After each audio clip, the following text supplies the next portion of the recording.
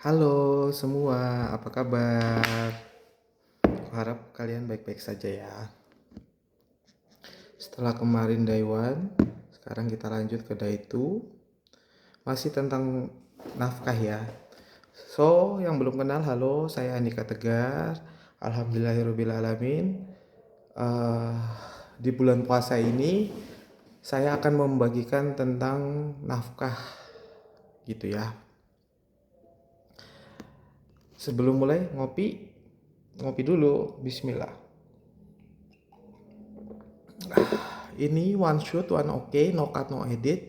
Jadi akan roll terus juga mohon maaf kalau misalkan ada bullseye-nya karena catatannya ada di sini ya, biar aku tidak salah ucap. Terus juga untuk teman tuli mohon maaf tidak bisa ada subtitlenya. Buat teman-teman yang dengar lebih baik pakai headset, TWS ataupun earphone.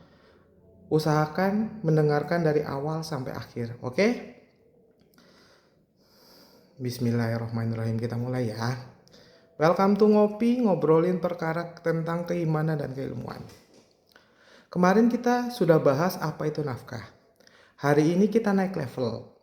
Dan kenapa nafkah dijadikan kewajiban oleh Islam, bukan sekedar pilihan. Dan kenapa nafkah itu tidak sama dengan sedekah. Oke, itu yang jadi kerangka pikirannya. Yang pertama, kenapa nafkah harus wajib? Dalam Islam, segala hal yang menyangkut hak hidup orang lain tidak boleh bergantung pada mood, niat sesaat, atau kebaikan hati. Kalau nafkah hanya pilihan, maka kehidupan keluarga jadi taruhan. Iya dong, anak bisa terlantar, istri bisa terabaikan, rumah tangga jadi rapuh. Karena itu Al-Quran tidak berkata kalau kamu mau beri nafkah. Allah langsung menetapkannya sebagai kewajiban dalam Al-Baqarah ayat 233 seperti yang saya sebutkan kemarin itu. Di situ Allah menegaskan bahwa ayah wajib memberi makan dan pakaian dengan cara yang ma'ruf. Bahasa yang dipakai Al-Quran itu tegas, tanggung jawab bukan opsional. Nah, di bagian yang selanjutnya, wajib tapi tidak mematikan. Kenapa? Islam itu adil karena itu Allah menurunkan prinsip penting dalam At-Tolak ayat 7. Yang lapang memberi sesuai kelapangan, yang sempit memberi sesuai kemampuan. Maksudnya, nafkah tidak pernah dihapuskan tapi disesuaikan. Ya, nafkah tidak pernah dihapuskan tapi disesuaikan. Yang dituntut bukan kaya, bukan berkelimang harta, melainkan kesungguhan memikul amanah. Ini ada penegasan lagi dari hadis. Rasulullah SAW menjelaskan bahwa nafkah kepada keluarga bahkan termasuk nafkah berpahala paling besar. Sampai Nabi menyebut suapan ke mulut istri pun bernilai pahala jika diniatkan karena Allah. Di sini pesannya maksudnya Islam tidak memuliakan pamer kedermawanan. Islam memuliakan tanggung jawab yang konsisten. Terus di sini letak bedanya nafkah dan sedekah. Apa bedanya nafkah dan sedekah? Ini yang sering tertukar. Nafkah hukumnya wajib. Ada pihak yang punya hak. Jika ditinggalkan maka berdosa. Tidak menunggu niat karena ia kewajiban. Sedangkan sedekah hukumnya sunnah. Tidak ada yang bisa menuntut.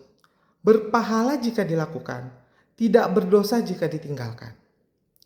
Kesalahan apa sih yang terjadi hari ini? Banyak orang ringan sedekah keluar, tapi berat menunaikan nafkah di dalam rumah. Dalam Islam itu tidak seimbang. Oke? Jadi lebih mengutamakan yang ada dahulu di rumah sesuai dengan kemampuan. Kalau dalam perspektif ilmiah, dalam kajian fikih dan penelitian kontemporer menjelaskan bahwa nafkah adalah mekanisme perlindungan sosial paling dasar.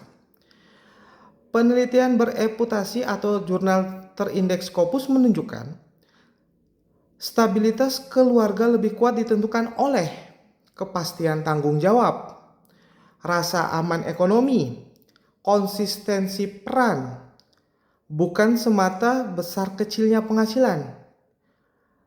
Itulah sebabnya Islam mewajibkan nafkah agar kehidupan keluarga tidak bergantung pada belas kasihan, tetapi berdiri di atas keadilan dan kepastian. Kalau hari ini nafkah terasa berat, ingat satu hal ini aja ya teman-teman. Allah tidak mewajibkan nafkah untuk menghancurkanmu, tapi untuk menjaga kehidupan orang-orang yang dititipkan kepadamu. Nafkah bukan pilihan, karena cinta saja tidak cukup untuk menjamin keadilan. Dan nafkah bukan sekedar uang, tapi bukti bahwa tanggung jawabmu itu nyata. Saya ulangi lagi ya. Kalau nafkah terasa berat, ingat satu hal.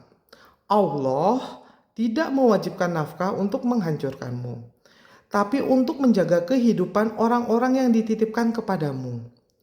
Nafkah bukan pilihan, karena cinta saja tidak cukup untuk menjamin keadilan. Dan nafkah bukan sekedar uang, tapi bukti bahwa tanggung jawabmu nyata.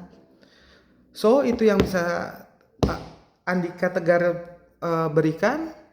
Minum. Semoga menjadi manfaat. Hari kedua, kenapa nafkah itu kewajiban bukan pilihan?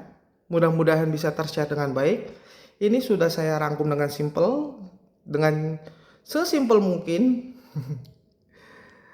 Semoga bisa menjadi manfaat. Tolong like, follow, dan subscribe, karena saya uploadnya hanya di YouTube. Oke, thank you semua. Assalamualaikum warahmatullahi wabarakatuh.